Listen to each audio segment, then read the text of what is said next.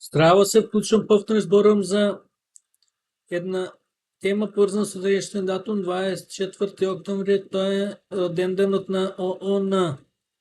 ООН како организација се формирала по Втората светска војна во 1945 година, тоа значи дека денес е јубилејниот роден ден 80-ти.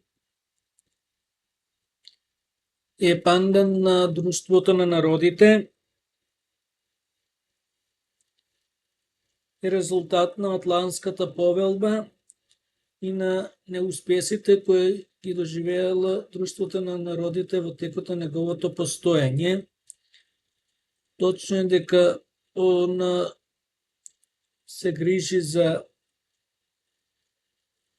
да се зачува мирот во светот, но неопходни му се внатрешни реформи, пред се со бројот на држави членки и посебно начинот на одлучување. Според мене, 2 од 5 држави ОСБ на ООН кои се дел од најголемата грешка во историјата треба да бидат заменети со некои прозападни држави. Натаму во ООН треба да бидат примени држави од типот на Јакутија, Јарославен, Ингушетија, Дагестан, Татарстан, Камчатка, Чеченија, Сибир, Северна Осетија, Удмуртија, Коми, Карачај, Черкезија, Башкортостан, Мордовија, Бакарино-Балкардија, Тибет, Војводина Косово, Санџак, Шумадија и слични на нив.